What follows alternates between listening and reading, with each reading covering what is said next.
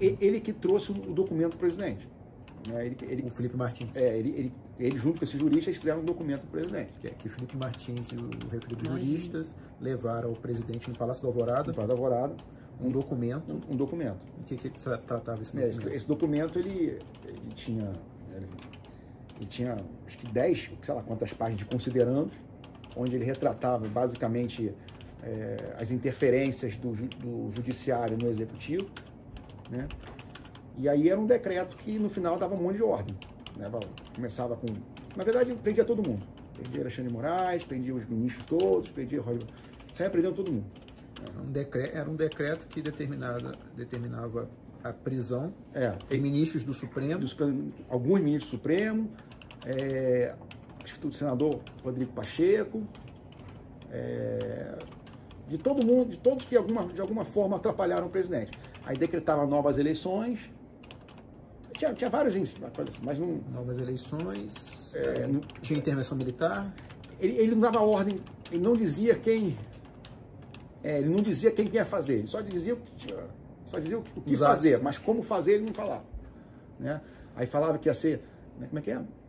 O fundamento era o quê? O 142 também? Não, eu não esmiucei, só vi por alto, né? Mas ele não... Eu acho que ele não dava... Nos considerandos, acho que ele falava como é que ele chegava, mas tanto que ele não dava ordem para ninguém. Determina que o exército não tinha isso, era só prende, institui uma nova comissão de voto, faz em 90 dias uma nova banca de confecção de voto, era assim, era basicamente isso. Mas vamos voltar aqui. Apresentaram esse documento ao presidente, que decretava diversas ordens, entre elas prisões. Prisões de ministros do Supremo Tribunal Federal.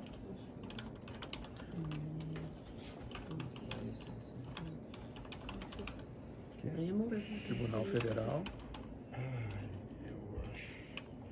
Qual o nome dele? Não. Acho que esse nome não. Ministro Furtado. Eu não vou falar porque não. Aí você põe dentre eles. Não, eu acho que ele tinha um nome. Alexandre de Moraes. Tinha um nome meio árabe. Procura pelos livros. Mas eu não vou arriscar. O advogado bobalhão lá. Eu não vou arriscar. Eu não vou arriscar cravar, não, porque. Os ministros, se eu se recorda, era Alexandre de Moraes. Eu não me lembro, acho que o Gilmar Mendes também. Todos os ministros que de alguma forma... Gilmar Mendes... eu não vou lembrar. Fachin, acho que todos mais da linha ideológica. Eu não vou lembrar. Não. Mas era prender quase todo mundo. Né? Até o Rodrigo Pacheco mandava prender. Determinava também a prisão do presidente do Senado, Rodrigo Pacheco. Determinava também a prisão do presidente do Senado, Rodrigo Pacheco,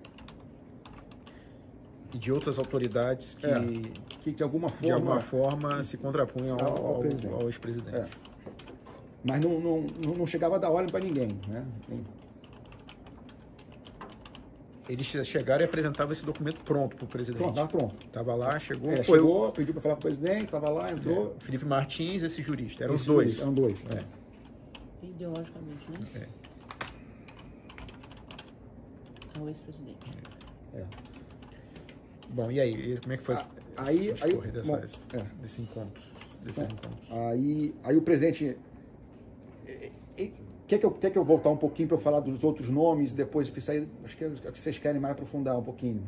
É só para dar o contexto desse encontro. Tá, aí basicamente o presidente, ele corrigiu o documento, ele falou assim, não vai prender ninguém, só vai prender Alexandre de Moraes e fazer outra eleição. Não quero... Então que o presidente leu o documento.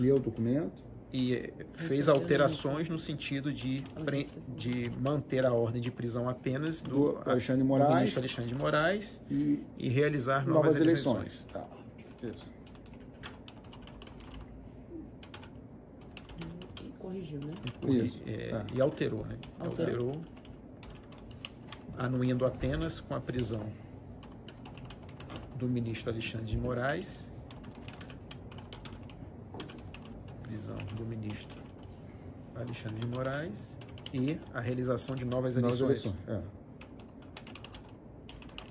Tinha um motivo da realização de novas eleições? Qual era a justificativa? Porque assim, toda a linha do presidente Era que houve fraude.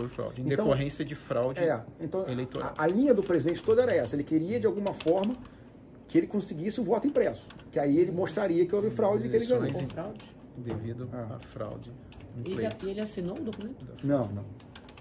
Fraude no pleito. Tá. Aí ele fez essa correção. Ele fez a correção. Aí eu tomei ciência do documento quando o Felipe Martins ele quis corrigir o documento no meu computador. Eu falei, não. O documento chegou lá digitalmente? Digital no computador dele. Ele tinha impresso. Tem impresso e tinha no computador. O presidente corrigiu no papel. Ele levou o notebook. O notebook dele. Aí ele queria... Que o documento foi levado impresso e também digitalmente no computador de Felipe Martins. Isso. E aí ele queria corrigir no meu computador para a Câmara. Eu falei, cara, não vou botar esse documento no meu computador, não. Vai lá no canto e tu faz e mostra para ele depois. Aí tanto que aquele dia ele foi embora. Ele não corrigiu na hora ali? Não, ele foi embora e corrigiu depois. Né? Aí no outro dia, agora não vou lembrar o espaço de tempo, né? Ele trouxe de novo o documento, o presidente leu de novo. Alguns dias depois? Alguns dias depois, acho que uns 3 ou 4 dias. Alguns dias depois, o Felipe Martins, ele foi novamente junto com o jurista ou só ele? Ele e o jurista. Alguns dias depois, o Felipe Martins e o jurista encontraram novamente o presidente no Palácio da Alvorada e encaminharam um documento corrigido. E mostraram o documento para ele. Aí, o que o presidente fez? Ele pediu para chamar os generais. Né? Só que aí ele não mostrou o documento todo, ele só mostrou os considerandos. Eu sei disso porque... Ou seja, a fundamentação do ato final. Só a fundamentação. Sem dar a ciência do que seria o ato final. Sem dar ciência. Então, nessa reunião eu participei, porque eu era o cara que passava o computador, né? Eu que ligava, instalava o computador, e o Felipe Martins foi explicando cada item. Então, só para entender, então nessa reunião, foi no mesmo dia que o Felipe Martins retornou? Não, foi um dia depois. Ou seja, o Felipe Martins, ele volta no Palácio da Alvorada, mostra o documento corrigido, né? O presidente recebe esse documento, fica com ele. Tá.